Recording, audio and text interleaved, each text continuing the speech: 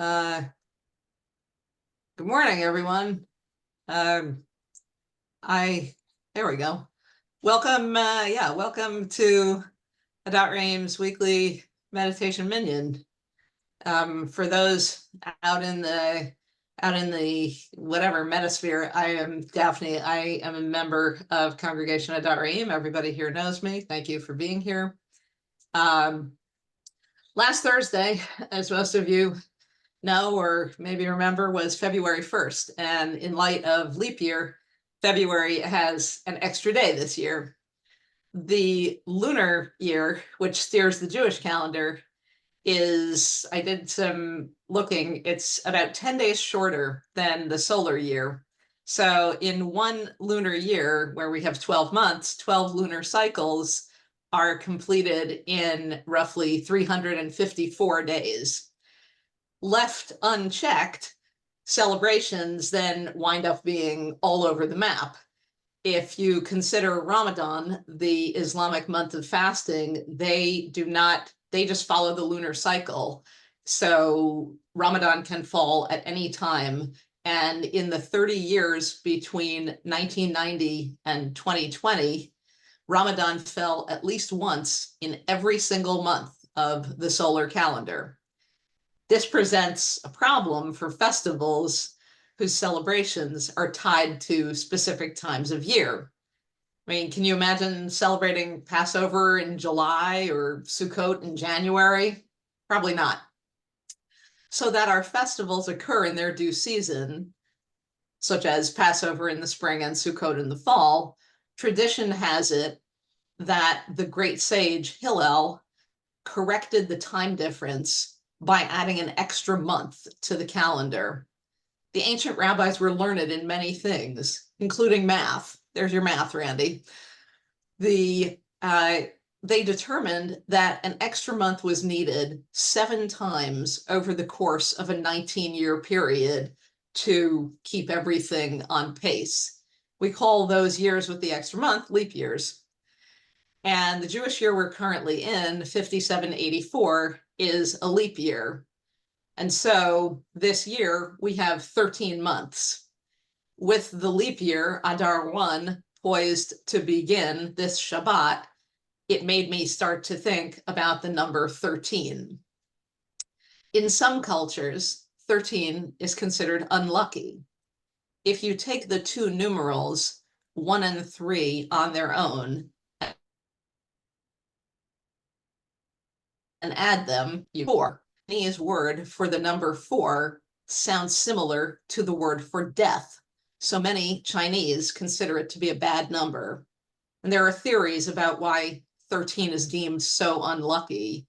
Some point to ancient Hindu and Norse stories of dinners at which there were 13 people and ultimately one died.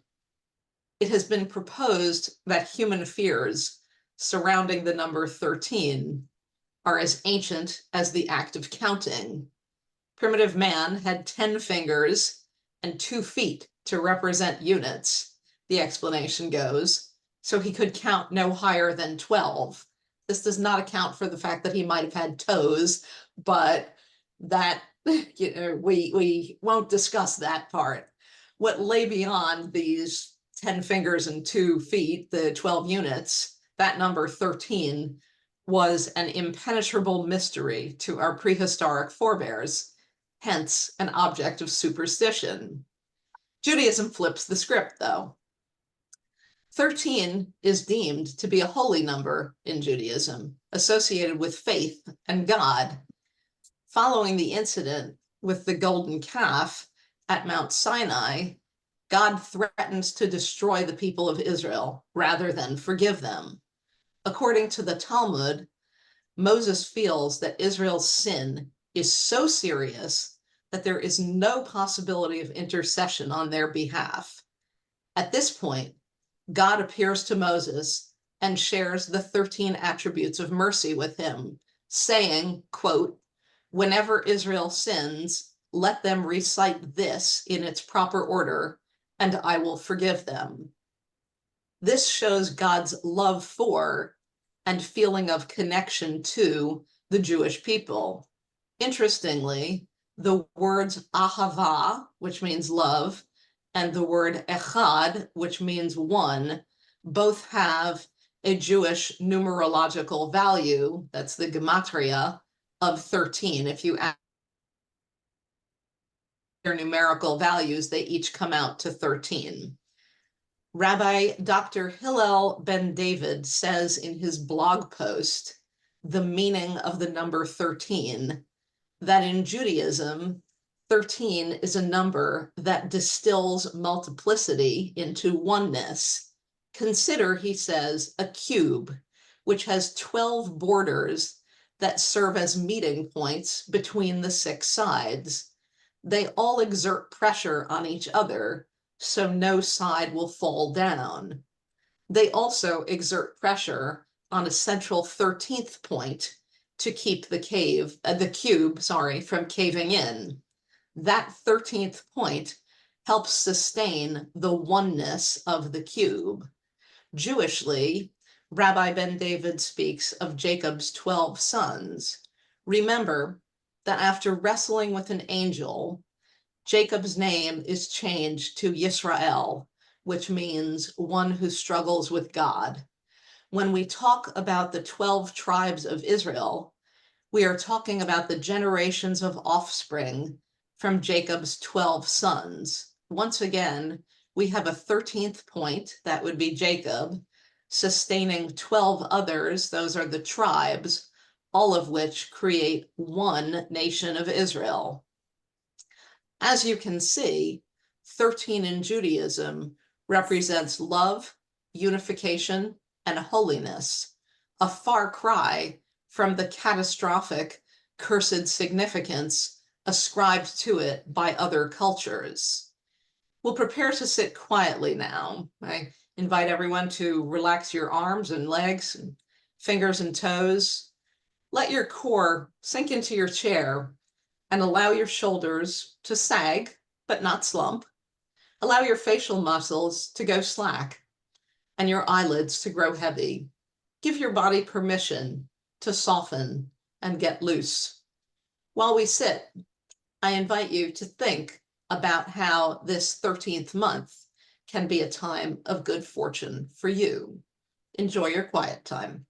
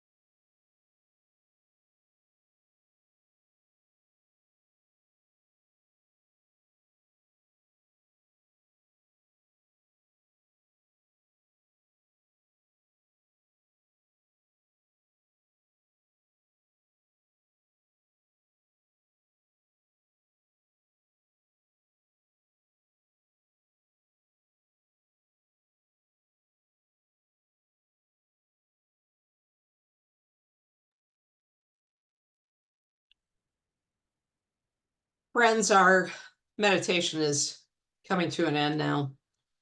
Start returning your awareness to your surroundings. Give yourself a little shake to help wake up your systems.